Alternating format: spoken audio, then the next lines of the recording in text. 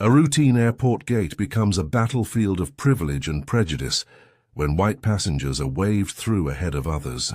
But when a black federal aviation inspector witnesses the airline's discriminatory boarding practice, what follows is a reckoning that will cost them far more than money. It will expose a culture of calculated bias that's been hiding in plain sight for years. The departure gate for Flight 447 hummed with the particular tension of travelers eager to board. Fluorescent lights buzzed overhead, casting harsh shadows across worn terminal carpet. Gate agent Sarah Mitchell adjusted her royal blue airline vest and lifted her microphone. "Ladies and gentlemen, we'll now begin pre-boarding for passengers requiring assistance and our premium travelers." Her eyes swept the waiting area with practiced efficiency. They slid past the black woman in the ivory blazer, holding a first-class ticket, moved beyond the Latino family with priority boarding passes, settled instead on a white couple in the third row, their boarding passes clearly marked Group 4. She smiled, nodded, waved them forward. The black woman stood, first-class ticket visible in her hand. Sarah's gaze moved past her like she was invisible. 3 more white passengers walked through, Groups 3, 5, and 4. Not a single premium boarding pass among them. "Excuse me." The woman in ivory stepped forward, her daughter close behind. "I believe first class was just called." Sarah's smile thinned to something brittle and administrative. "We're still in pre-boarding, ma'am. Please wait for your group. But those passengers just boarded with later groups, then, ma'am, step aside, please. You're blocking the line." There was no line behind her. Just empty space, and the weight of a humiliation everyone felt but no one acknowledged. The little girl tugged her mother's sleeve, confusion clouding her young face. "Mommy, why can't we—" "Shh, baby. Just wait." The terminal held its breath. "Where are you watching from? Drop your city in the comments below. And if you believe everyone deserves equal treatment, hit that like button and subscribe. You won't believe what happens when the wrong person witnesses this." Marcus Chen stood near the terminal window, his reflection ghosted against the tarmac beyond. 20 years in federal aviation inspection had taught him to notice details others missed. The way a maintenance crew rushed a pre-flight check, how gate agents handled stressed passengers, the small violations that revealed larger systemic problems. Today was supposed to be personal. A quiet flight home to San Francisco after a week visiting his sister in Atlanta. His federal badge rested in his jacket pocket, dormant. He'd worn casual clothes, a simple black jacket over a white shirt. Comfortable jeans, anonymous, invisible, except Marcus had learned long ago that invisibility was a privilege selectively granted. He watched the boarding process with the same trained attention he brought to aircraft inspections. Something felt wrong. The pattern emerging at Gate 23 nagged at his professional instincts, the way a loose bolt would in an engine assembly. His phone buzzed. A text from his sister, "Safe travels. Love you."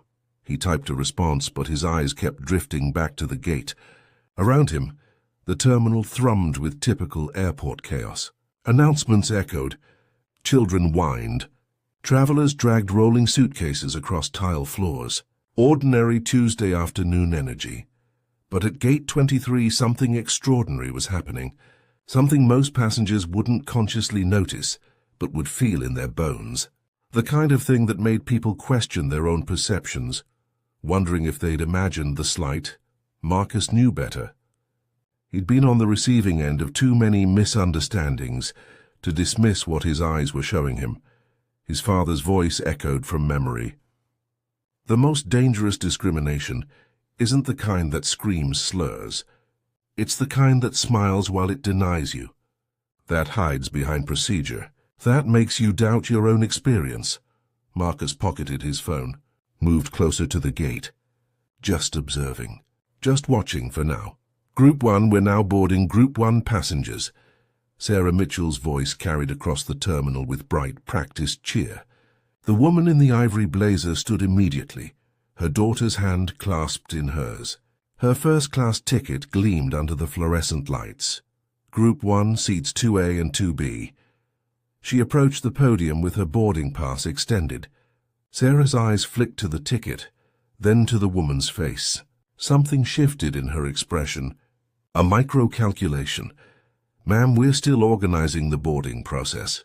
If you could just wait one moment. I have Group 1. The woman's voice remained calm, but Marcus heard the edge beneath. The exhaustion of explaining the obvious. "That's the group you just called." "Yes, and we'll get to you shortly." "Just a moment, please."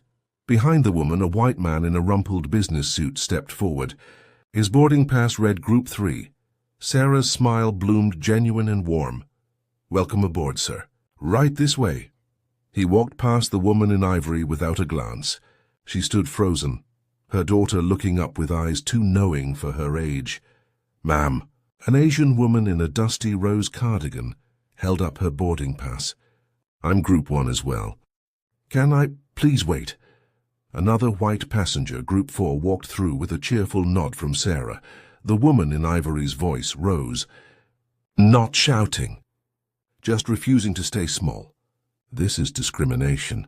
You're letting later groups board while passengers with earlier groups.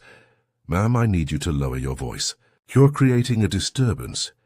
"I'm creating a disturbance by trying to board with my assigned group." Sarah's colleague, a younger agent with nervous eyes, leaned over, whispered something. Sarah nodded. Her expression hardened into administrative concrete. "Ma'am, if you continue to be disruptive, we'll have no choice but to deny you boarding entirely." The words landed like a physical blow. The woman's hand tightened on her daughter's. Her mouth opened, closed. The mathematics of the moment calculated in real time: push back and miss the flight. Stay silent and swallow the humiliation. She stepped aside. Her daughter's small voice cut through the terminal noise. "Mommy, why are they being mean to us?" No one answered, because everyone knew. And knowing without speaking was its own particular cruelty. Marcus felt the rage build in his chest, like pressure in a sealed cabin. Not the explosive kind, the slow, grinding fury that accumulates over decades of small cuts. He'd felt this exact feeling at age 7 when a teacher told his mother that children like Marcus couldn't be expected to excel in advanced placement.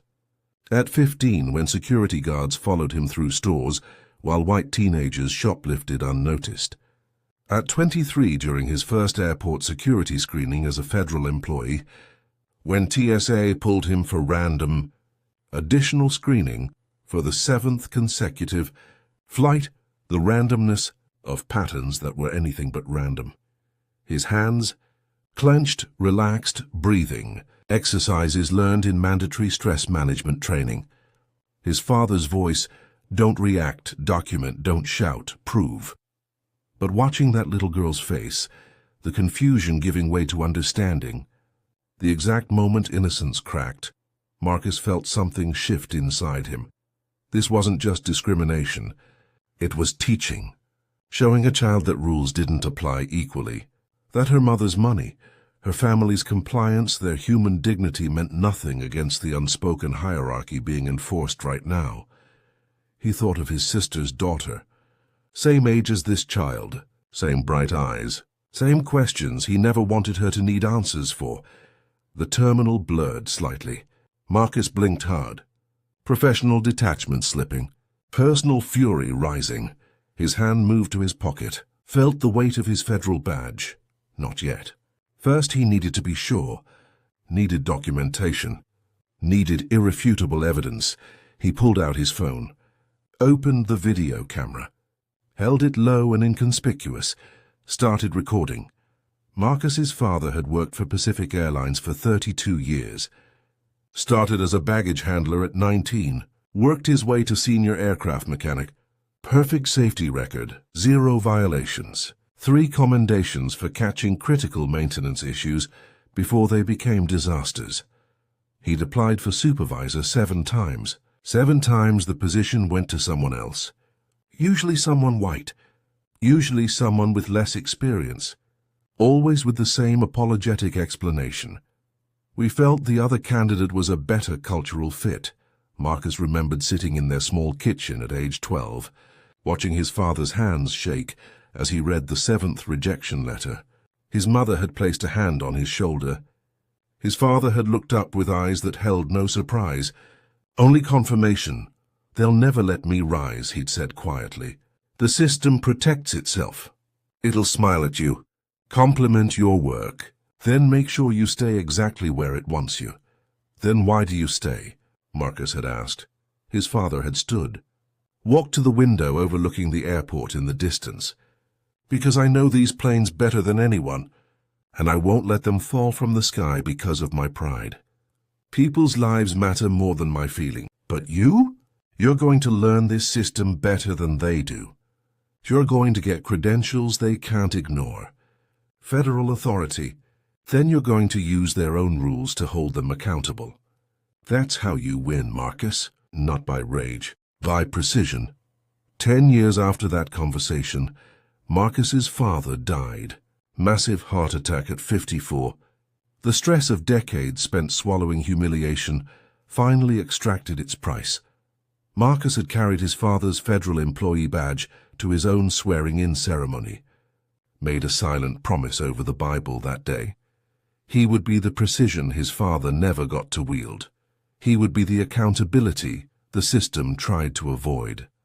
Now, watching Sarah Mitchell wave through the 19th white passenger ahead of people of color with earlier boarding groups, Marcus felt his father's presence like a hand on his shoulder. Use their own rules against them. He was about to do exactly that. Marcus moved through the terminal with practiced casualness.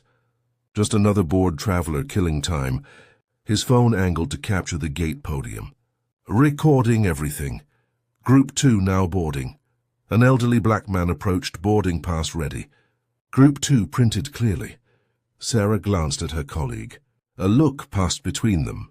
Not subtle to trained eyes, confirmation, coordination. "Sir, we're still processing Group 1, just a moment. But you just called Group 2. We'll get to you shortly." "Sir?" Behind him, a white woman with a Group 5 boarding pass stepped forward. Sarah's smile returned like sunrise. "Welcome aboard. Right this way." 23 white passengers had now boarded ahead of premium-ticketed passengers of color. Marcus had counted each one, documented each face, recorded each exchange. This wasn't unconscious bias. This was policy, unwritten but clearly understood by both gate agents. They moved in practiced synchronization, one calling groups, the other managing the delays for passengers of color, while waving through white passengers regardless of boarding assignment. Marcus's heart hammered against his ribs. His investigative training kicked into high gear. This constituted a violation of Title VI of the Civil Rights Act, discrimination in programs receiving federal funding. The airline industry operated under federal aviation regulations and received federal subsidies. They were bound by civil rights law. This wasn't just offensive. It was federally actionable. He moved closer. Watched as a Latino family. First-class tickets. Group 1 was told to wait while a white college student with a Group 6 pass boarded without question. The father's face showed the same exhausted resignation Marcus had seen on his own father's face. The mathematics of choosing battles, the cost of speaking up, the price of staying silent. Sarah's colleague glanced at the growing crowd of passengers of color still waiting, whispered to Sarah. They both nodded. Then Sarah did something that confirmed Marcus's darkest suspicion. She pulled out a tablet, made a notation, marked something deliberately. Her colleague did the same. They were documenting their own actions, probably some internal justification system. Disruptive passengers or late arrivals, or whatever coded language they used to explain why. Certain people boarded last despite having premium tickets. They were creating a paper trail to protect themselves, which meant they knew exactly what they were doing. And they'd done it before. Marcus's hand moved to his jacket pocket. His fingers closed around his federal badge. His phone's recording light blinked steadily. 12 minutes of clear footage, Undeniable evidence. His father's voice whispered through memory. That's how you win. By precision. Time to be precise. Marcus stepped forward, his federal badge now clipped to his jacket lapel. The gold shield caught the fluorescent light. Several passengers noticed, straightened. Hope flickered across exhausted faces. Inspector Marcus Chen, Federal Aviation Administration. His voice carried authority earned through 2 decades of enforcement. I need to speak with your supervisor immediately. Sarah Mitchell's face drained of color. Her microphone hand trembled slightly. Her colleague fumbled with the desk phone, nearly dropping it. Just one moment, please. The waiting passengers shifted. The woman in ivory met Marcus's eyes, silent gratitude mixed with cautious optimism. Her daughter tugged her sleeve, whispering questions. 3 minutes later, a man in a pressed charcoal suit emerged from the jetway. Gerald Whitmore, station manager, according to his name tag. Mid-50s, silver hair, practiced corporate smile that never reached his eyes. Inspector Chen, welcome. How can I assist you today? His tone suggested friendly cooperation. His body language screamed defensive preparation. I've been observing your boarding procedures for the past 15 minutes. I've documented 27 violations of civil rights protections in interstate commerce. Your agents are systematically boarding white passengers ahead of passengers of color regardless of ticket class or assigned boarding group. Gerald's smile never wavered. That was the tell. Her genuine supervisor, confronted with serious allegations, would show concern, confusion, alarm. Gerald showed performance. Inspector, I appreciate your vigilance, but I assure you our staff follows all company protocols to the letter. If there's been any confusion, I'm certain it's simply a misunderstanding of our boarding procedures. There's no misunderstanding. I have video documentation. Even so, these operational matters fall under company policy. Our procedures are approved by corporate and designed for efficiency and passenger safety. Marcus felt the trap closing, the polite stonewalling, the corporate shield, the implication that his authority ended at aircraft maintenance and safety regulations, not passenger treatment. Civil rights violations in federally regulated interstate commerce fall directly under my purview. Gerald's smile tightened. I'm sure you understand these are complex situations. Our agents make real-time decisions based on multiple factors. Gate management is quite nuanced. Racial discrimination isn't nuanced. It's illegal. Those are serious accusations, Inspector. Gerald's voice dropped to something harder beneath the politeness. I'd be very careful about making unfounded claims that could constitute defamation against our company and staff. The threat landed softly, but clearly. Marcus felt several passengers lean in, listening, watching, waiting to see if authority would protect them or protect itself. My claims are documented with video evidence. Marcus kept his voice level. 12 minutes of footage showing systematic discrimination, time-stamped clear audio, every interaction recorded. Gerald's expression flickered. Calculation replacing performance. Inspector, I think we should discuss this privately. No need to alarm passengers unnecessarily. These passengers aren't unnecessarily alarmed. They're rightfully concerned about being discriminated against. Sir. Sarah's voice interrupted, thin and nervous. We need to finish boarding. The flight is already delayed. Gerald nodded, gestured to his agents. Continue boarding procedures. Inspector, please. No. Marcus didn't raise his voice. Didn't need to. Boarding will pause until I complete my investigation. You can't ground a commercial flight without proper authority. I have exactly that authority. FAA regulation 121.533 grants federal inspectors the power to suspend operations pending investigation of safety or compliance violations. Systematic civil rights violations in passenger handling constitute a compliance issue. The terminal had gone quiet. Other gates had noticed the confrontation. Passengers pulled out phones, started recording. Gerald's smile finally died. Inspector, I think you're overstepping your jurisdiction.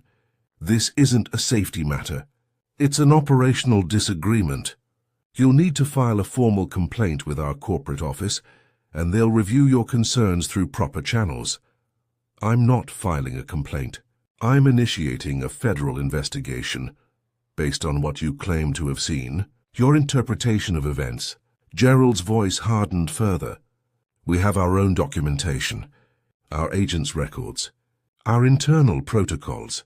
This will come down to your word against our company's established procedures. Marcus felt the familiar weight, the system protecting itself, corporate lawyers and internal review boards, and bureaucratic delays that would drag for months, maybe years. By then, the agents would be transferred, the policies quietly adjusted, the evidence buried in paperwork. His father had faced this exact wall. And it had killed him, but Marcus wasn't his father. He had something his father never possessed: federal authority, and the willingness to use it. Mr. Whitmore, I'm placing this airline under immediate investigation for systematic civil rights violations. All passenger boarding records for the past 6 months will be subpoenaed. Your gate agents will be interviewed by federal investigators. And this flight will not board another passenger until I'm satisfied your procedures comply with federal law. Gerald's face flushed. You're going to delay 200 passengers because of your interpretation. I'm going to protect 200 passengers from illegal discrimination. The woman in ivory stepped forward, her daughter still clutching her hand.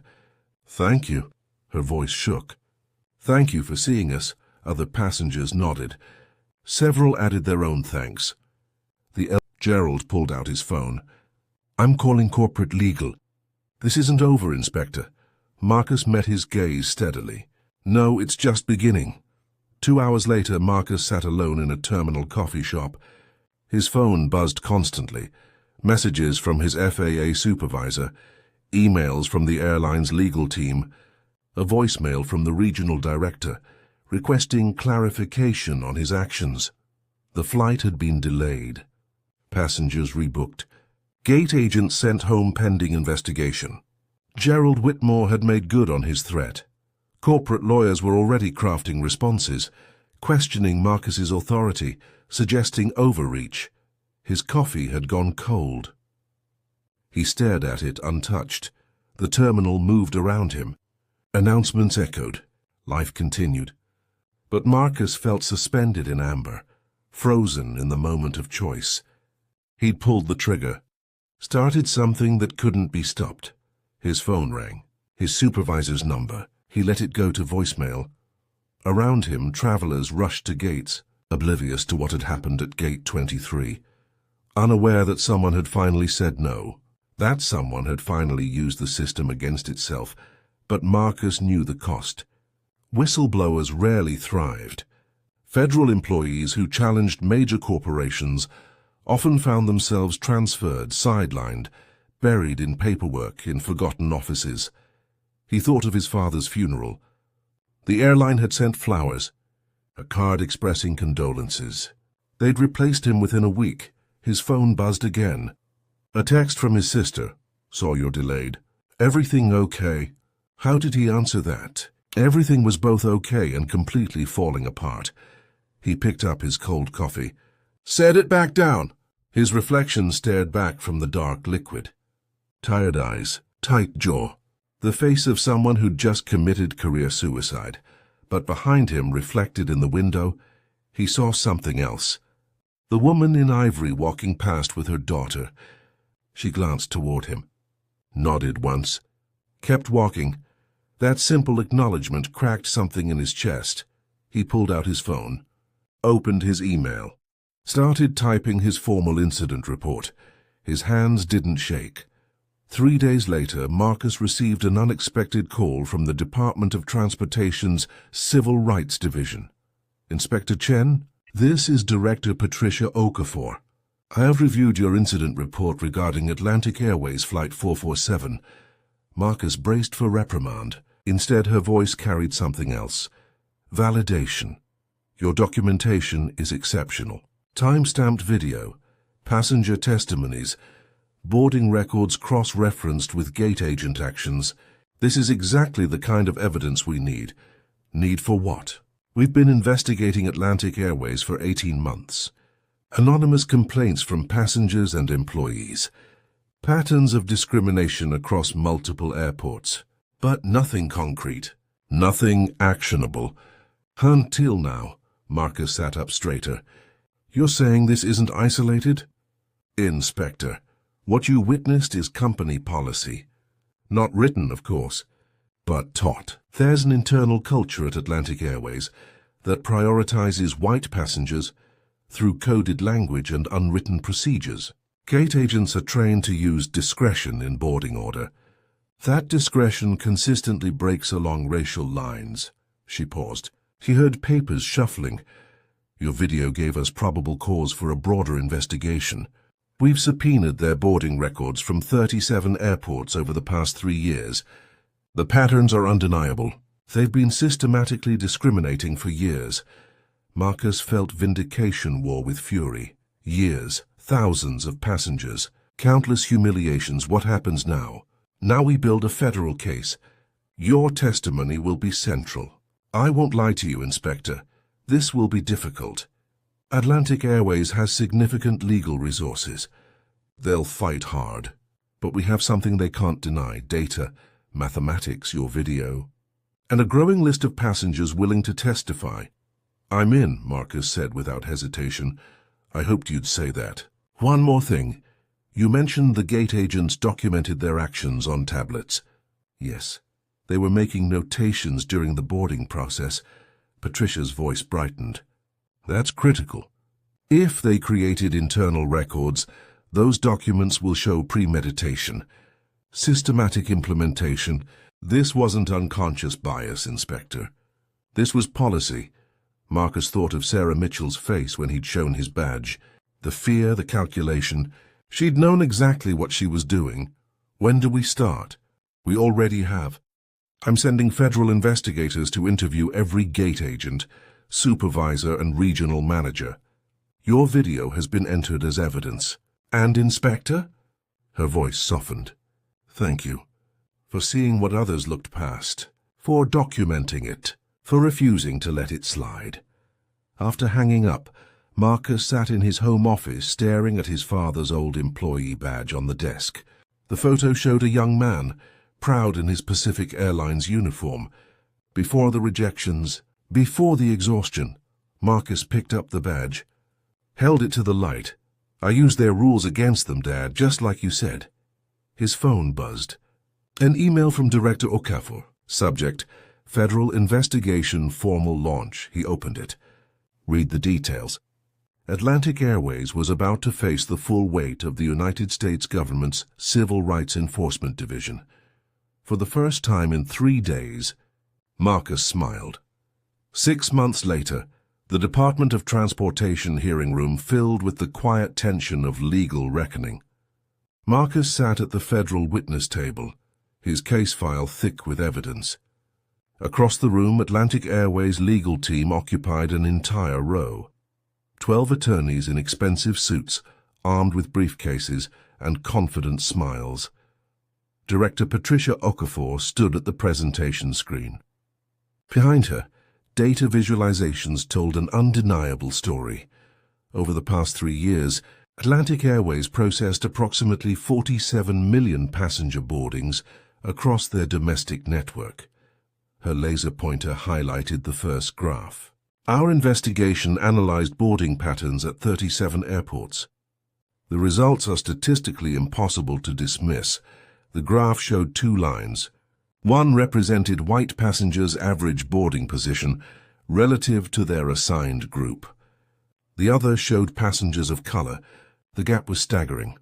White passengers boarded an average of 2.3 groups earlier than their assigned position. Passengers of color boarded an average of 1.7 groups later. This pattern held across all airports, all times of day, all seasons. The consistency indicates systematic implementation. Atlantic Airways' lead attorney, a silver-haired man named Richardson, stood. Statistics can be manipulated, Director. Correlation isn't causation. Perhaps passengers of color simply arrived later to gates. We analyzed arrival times. Patricia clicked to the next slide. Passengers of color arrived an average of 4 minutes earlier than white passengers, yet boarded significantly later. Richardson's confident smile flickered. Gate agents make split-second decisions based on numerous factors. Let's examine those factors. Patricia's voice sharpened. Inspector Chen, please present your video evidence. The room lights dimmed. Marcus's video filled the screen. 12 minutes condensed to 6. Every interaction visible. Every pattern undeniable. The woman in ivory being told to wait. White passengers with later groups boarding ahead. The elderly black man turned away, while white passengers with Group 5 passes walked through. 27 clear violations in 12 minutes. The room sat in silence as the video ended. Patricia advanced to the next slide. We also recovered internal documents from Atlantic Airways gate tablets. These notations were supposedly for tracking disruptive or late passengers. The screen filled with hundreds of entries. Each one marked a passenger as delayed, boarding, or required additional processing. Each notation included a timestamp and gate agent ID. When we cross-referenced these notations with passenger demographics, we found that 89% were applied to passengers of color. These passengers weren't actually late. They weren't actually disruptive. They were simply not white. Richardson stood again. Those notations were made in good faith by our employees making judgment calls. They were made to create a false paper trail. Marcus's voice cut through the room. All eyes turned to him. I watched your agents coordinate these delays.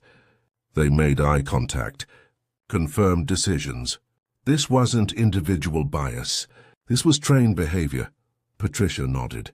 We interviewed 43 current and former Atlantic Airways employees. 17 confirmed they received informal training on passenger management that included coded language about preferred customers and cultural comfort.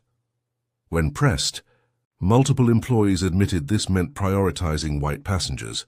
The hearing officer, Judge Martinez, leaned forward.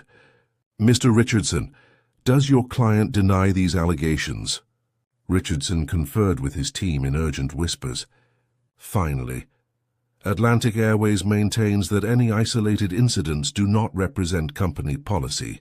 47 million passenger interactions analyzed. Patricia's voice rang with finality.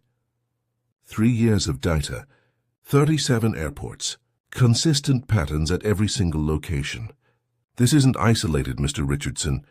This is systematic, intentional, and illegal. Judge Martinez made a notation.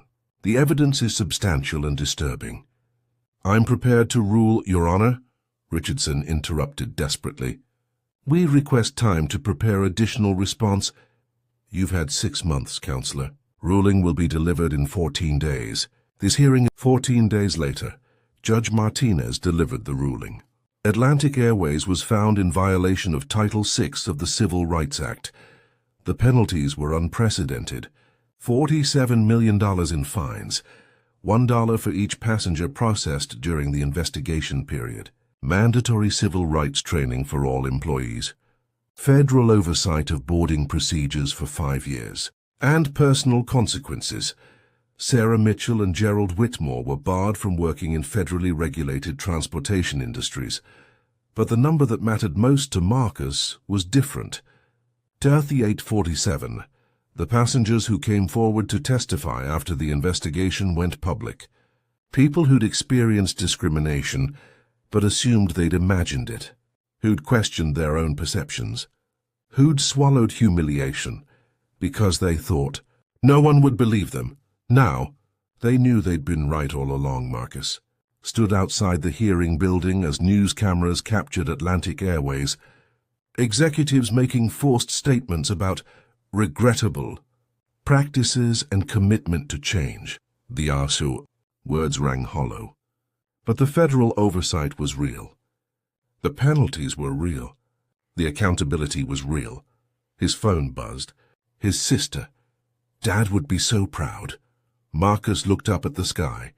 watched a plane draw contrails across blue. He thought of his father's hands trembling over that rejection letter, his mother's quiet strength.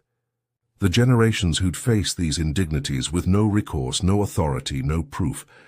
He thought of the little girl at gate 23, asking why people were being mean. Maybe she'd grow up in a world with one less systematic injustice, one less lie that rules applied equally when they didn't. The woman in ivory approached from the courthouse steps. Her daughter walked beside her, taller now, 6 months older. The woman extended her hand. "Inspector Chen, I never properly thanked you. You don't need to thank me for doing my job." "Yes, I do, because most people wouldn't have. They'd have looked away, assumed it wasn't their problem." "You didn't." Her daughter smiled up at him. "My teacher said you're a hero." Marcus crouched to her level. "I'm not a hero. I just believed what I saw. And I wrote it down. The girl considered this. Can I do that too when I see something wrong?" "Yes, you can. And you should."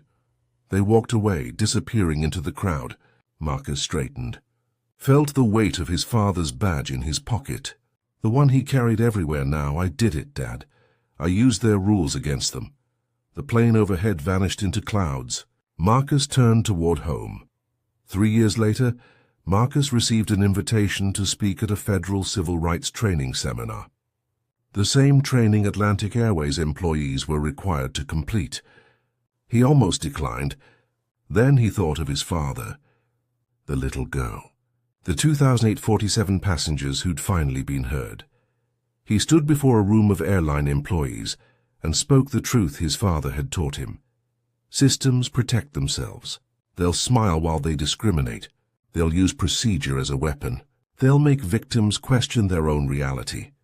The only way to fight back is to know the system better than it knows itself. Document everything. Trust what you see. Speak what you know. And refuse to look away when others are hurt. He paused, made eye contact with faces around the room. Some defensive, some thoughtful, some ashamed. Change doesn't come from anger alone. It comes from precision, from evidence, from people willing to stand up even when it costs them something. My father spent 32 years swallowing injustice because he thought individual action was futile. But individual action backed by institutional authority and undeniable proof, that changes everything. After the seminar, a young black woman approached, FAA badge on her jacket. "Junior Inspector, I read about your case in training. It's why I applied for this job. To be the person who doesn't look away." Marcus nodded, saw his younger self in her determined eyes. The chain continuing. His father to him to her to someone else. Then my work meant something, she smiled. It meant everything. Outside, planes crossed the sky, carrying passengers who would never know someone fought for their dignity, who would board flights without discrimination because someone refused to accept discrimination as normal. Marcus watched them fly, thought of his father, thought of the little girl who asked if she could write down wrong things when she saw them. Yes, you can. And you should. That was the lesson. That was the legacy. That was how the world changed, one documented truth at a time.